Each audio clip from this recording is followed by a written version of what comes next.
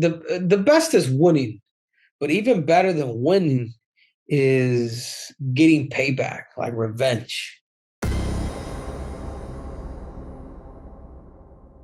He is the former two-division UFC champion, Triple C, the gold medalist, the king of cringe. He's got more nicknames than Apollo Creed. It is always my pleasure to speak to Henry Cejudo. Henry, how are you?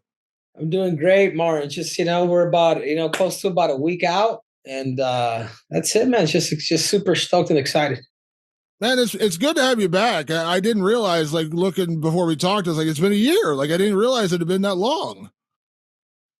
Yeah, I'm always somehow in the media book for sure, man. Yeah, it's been that year, and I'm gonna say, but same thing for Song. Song was, I think he fought a month after me, so it's been a minute. So if there's any ring rust, I mean, we can call it pretty much even. Yeah. Now I know I'd seen, obviously you do your great podcast Pound for Pound with Kamaru Usman. I saw you talking about you were actually going to fight him. You were offered to fight with him at the Severe last year, and you had a bit of an injury, so you weren't able to come back. And then you get this one. So were you okay with the timing this time around? Like, I assume the injury was okay after you weren't able to fight last September. Yeah, yeah, for sure, for sure. Yeah, no, it was offered to me, but I just didn't feel that something was healed 100%. It was really my right shoulder. And I already blew out the left, so I want to make sure that it was 100%. But it was nice and filleted cut to where I had to let it just recover. I didn't want to go through another surgery, dude, because that's going to be not just time but rehab, and with two kids, it's a trip. So I had to be, and it's just from wear and tear from all those years. You know what I'm saying? But Yeah. but no, it healed up. Everything is good. I am 100% from top to bottom. Shoulder injuries can be scary, though. We've seen it obviously with a guy like TJ Dillashaw, and obviously we just saw Dominick Cruz. Like, the shoulder injuries can be kind of scary if you don't take care of them. Yeah. Let's knock on wood real quick.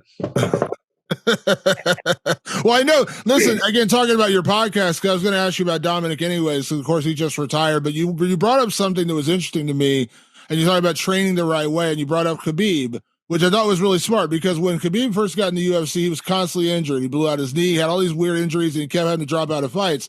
But then after a little while, I think it was like right around when he came back and won a few in a row, never had that problem again, never had those injuries again, kind of figured it out.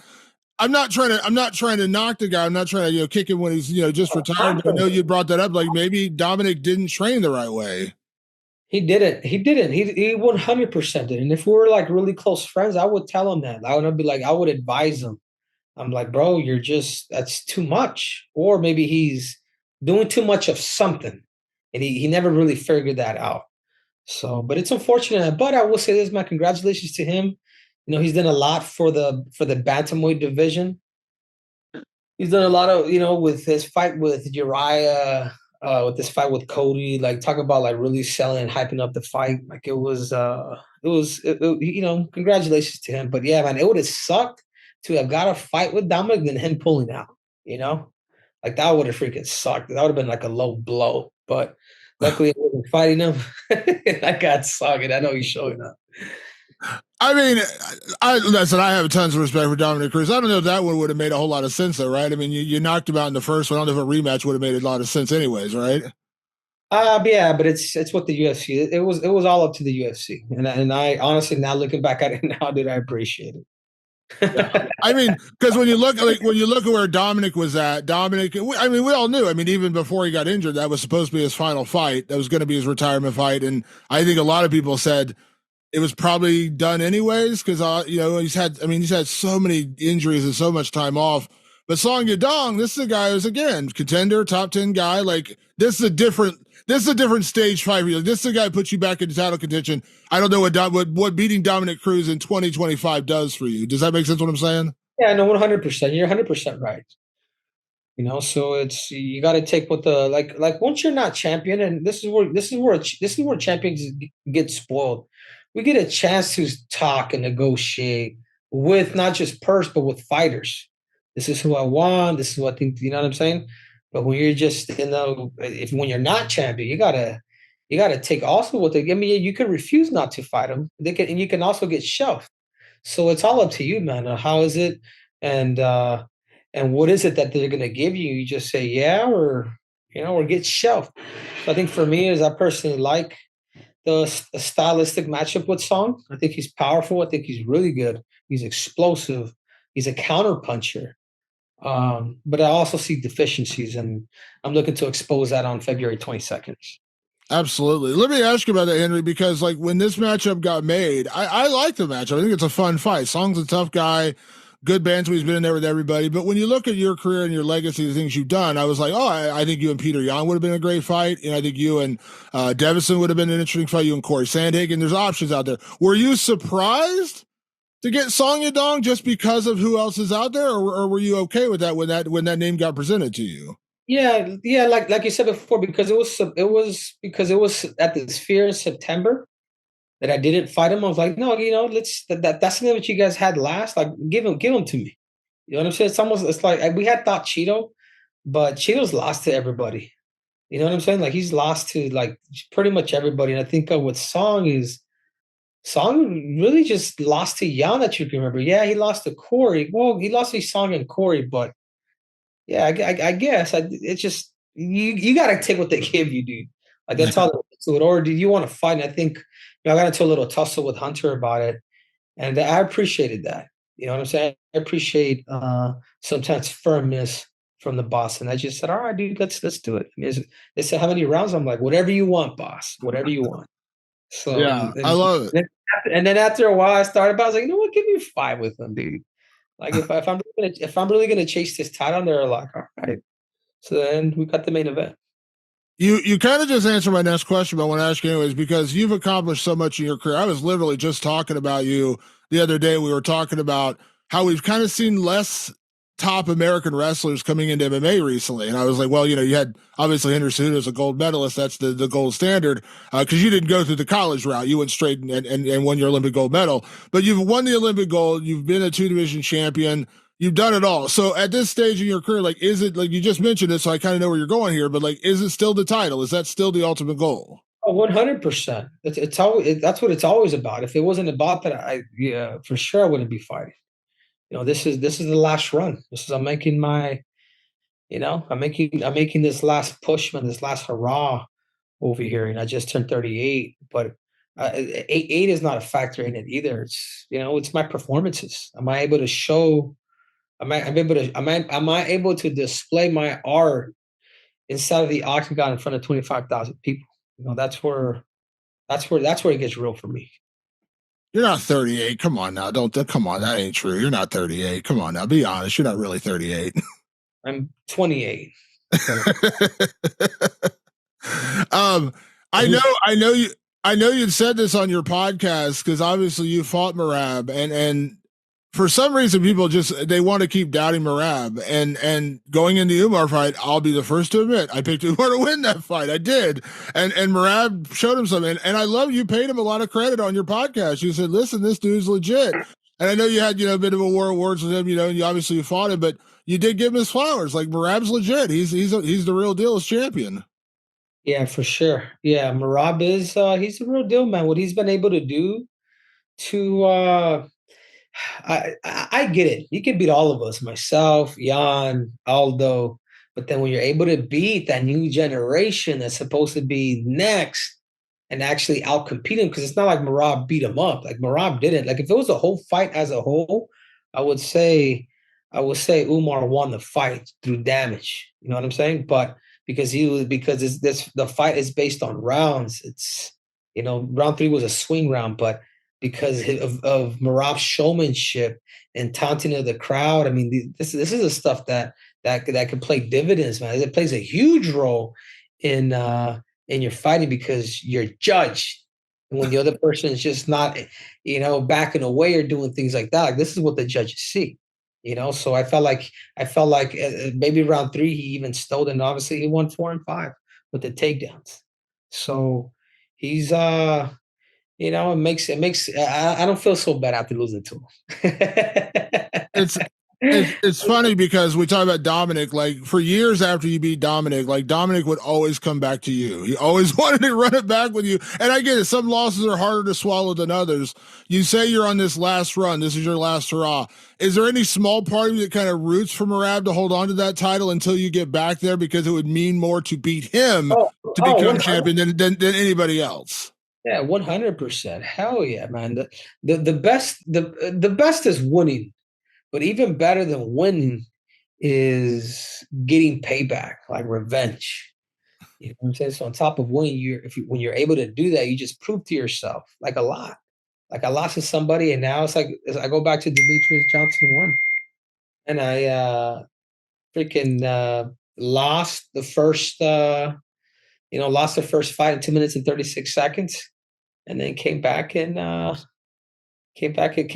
it done. Yeah, it was split decision. Yeah, it was a close, but just the fact that I was able to take myself from that 2 minutes and 36 seconds, and then boom, and then winning that split decision, it says it means a lot to me.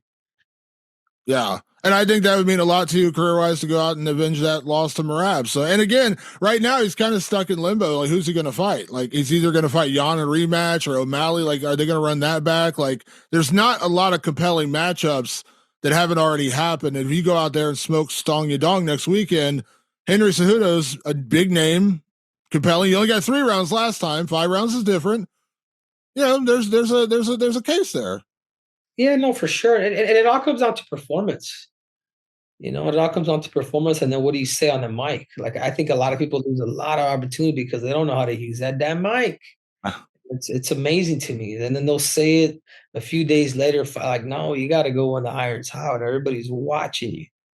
So I think there's a lot to it, man. There's the cool part about MMA is you can skip the line, dude, if you know how to do it.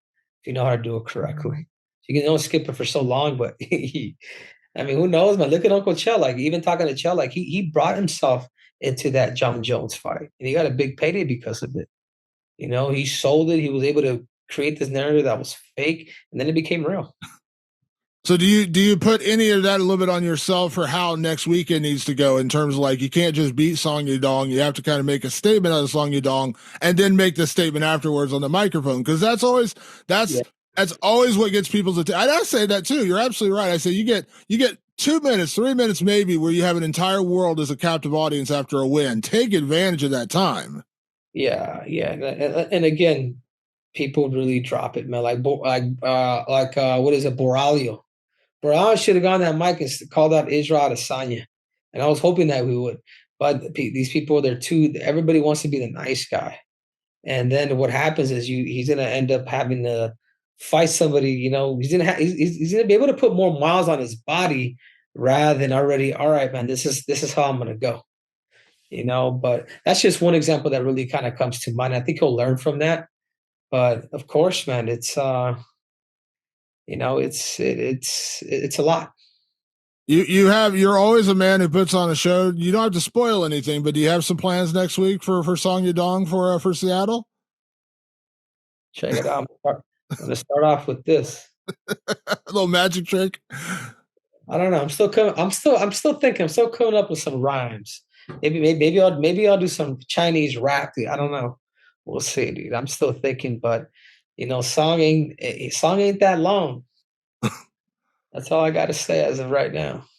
I tell you what, man, you're one of the busiest guys in the sport, man. Between obviously you do your YouTube. I watched your YouTube video you put up today from what you're training. Santino DeFranco, by the way, I've known Santino for years. Love that guy. You got your podcast. I mean, dude, you're like the business man, but here you are still getting ready for a 5-round UFC fight. Yeah, for sure. Not just that, but kids, family, business, real estate.